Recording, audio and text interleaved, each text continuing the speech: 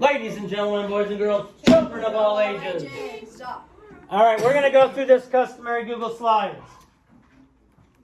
These are your notes on the customary system. That's why it's important you put them in the 5th grade math folder that you've created already. I know you have because those were the instructions you've been given. The customary system is used by 3 countries in this world. I'm not talking about the aliens that are invading us right now, but in this current world. It's used only by United States, Myanmar, and Liberia. Everybody else is smart and uses the metric system. I guess we're not so much.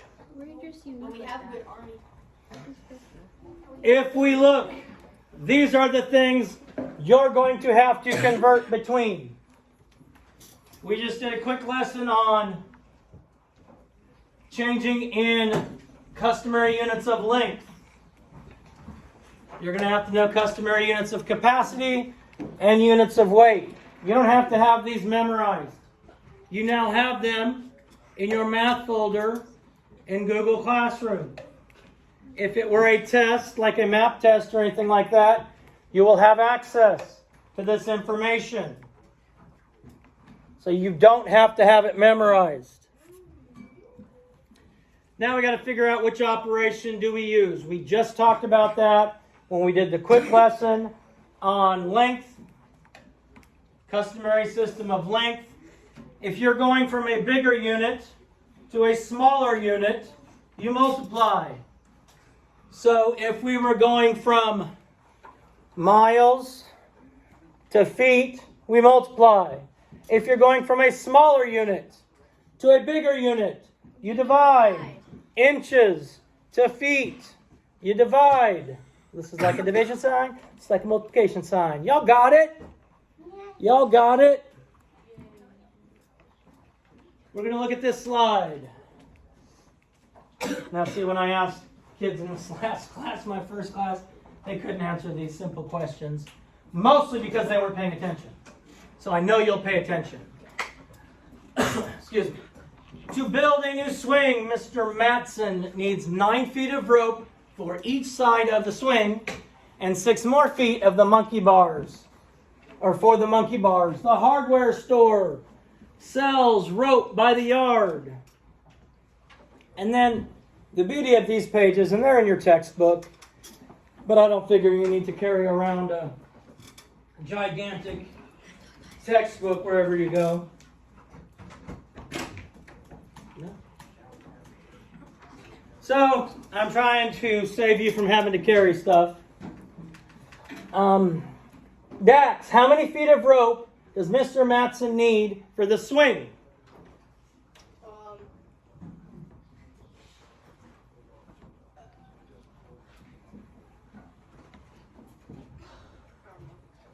Let's go back and read it until you do know. Mr. Matson, to build a new swing, Mr. Matson needs 9 feet of rope for each side of the swing. 18. And 6 more feet for the monkey bars. So this we have 18 because he needs 9 feet on each side.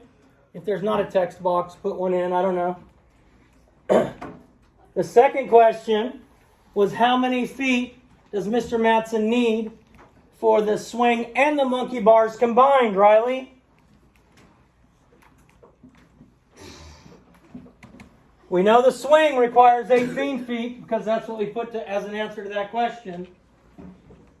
So besides the swing, how much more does Mr. Matson need, Riley?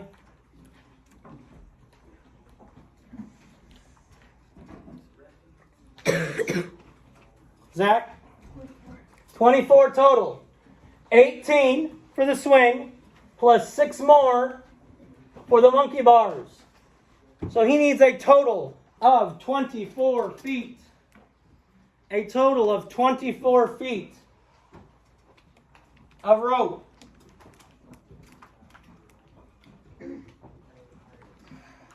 Mr. Matson needs to find out how many yards of rope he needs. To buy, he will need to convert 24 yards to feet. He will need to convert 24 feet to yards. How many groups of 3 feet are in 24 feet? We are changing from what we know is yards to what we don't know is, what we know is feet and what we don't know is yards. So we're going to have to divide. So 24, total number of feet, divided by how many feet are in 1 yard. And that's what, Connor? That one would be 3. 3 equals the total number of yards.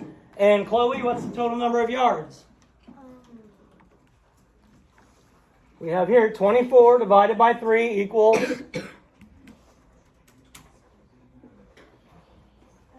8. Good. 24 divided by 3 equals 8. So Mr. Matson needs 8 yards of rope. And then which operation did you use when you found 3 feet of 24 in a group? Do you multiply or divide? Well, you already know that. We just started talked about it. It's in the video that's going to be posted on the Classroom of Google. And then this next slide, I'm not going to go over this next slide. I did this slide in my first class. So I'm not going to do this slide in my second class. That would be silly. What? So you'll come back and do this slide on your own. Of course, it doesn't have to be on your own because since I did it in my first class and recorded a video, it'll be posted on the Classroom of Google. In fact, it already is. But we'll look at this. Mara has a can of paint with 3 cups of purple paint in it. She also has a bucket with the capacity of 26 fluid ounces. Will the bucket hold all the paint Mara has? The capacity of the container is the amount the container can hold. So, what capacity does Mara need to convert? So what are we converting? From what to what? Cups to ounces. Cups to ounces. So we're converting from cups to ounces. After Mara converts the units, what does she need to do next? She needs to write an equation. Okay, she needs to write an equation. And after we've written the equation and solved the equation, what do we have to figure out? If it fits in the bucket. We need to know if it fits in the bucket. Because the question is, will the bucket hold all the paint Mara has? That's what the question is. So, if we just convert it and we don't answer the question, your mean teacher will go, wrong answer.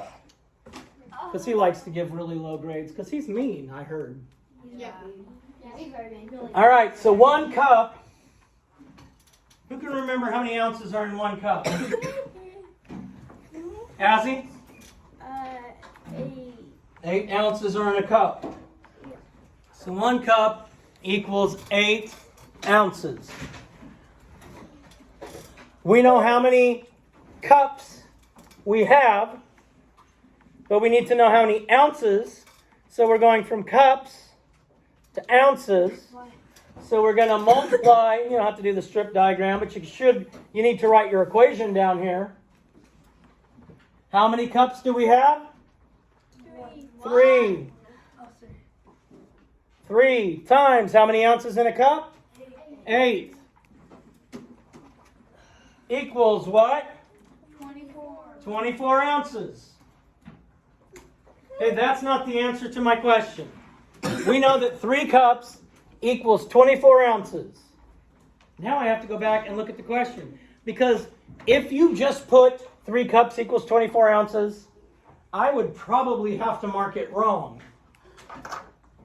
Because that's not the answer to the question. You might as well have written the cow eats grass. That's the same relevance to the question anyway.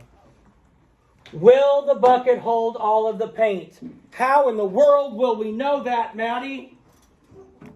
How many ounces does the bucket hold, Maddie?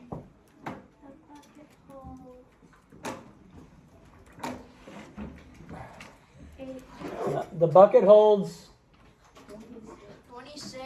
good, 26 ounces. So, will the bucket hold all of the paint? Yes or no? Yes. Yes. Because she has 24 ounces. We figured that out, multiplying 8 ounces times 3 cups. So yes, the bucket will hold all of the paint. Yes, the bucket will hold all of the paint.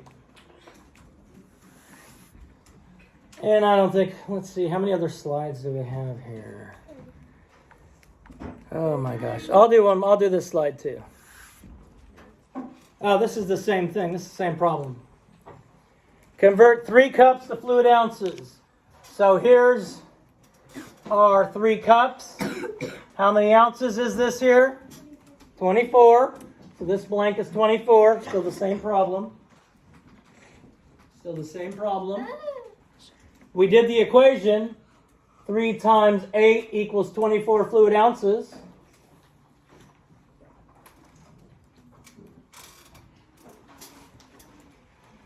Now we're going to use the inequality. What does inequality mean? I know I've told you 4,287 times, but I'll tell you again, don't worry. Inequality is less than, greater than, or equal to.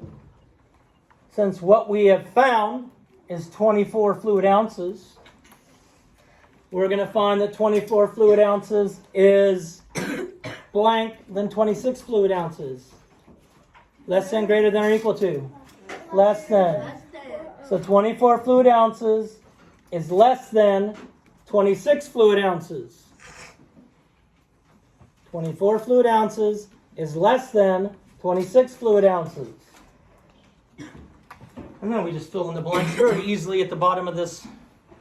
Since 24 fluid ounces is less than 26 fluid ounces, Maria's bucket will hold all of the paint.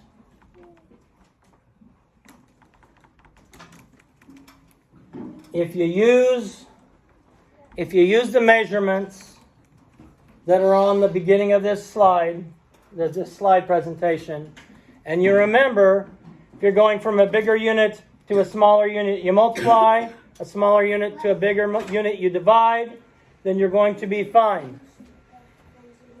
Boom, chocolate, peace out, God bless, love you to some kind today.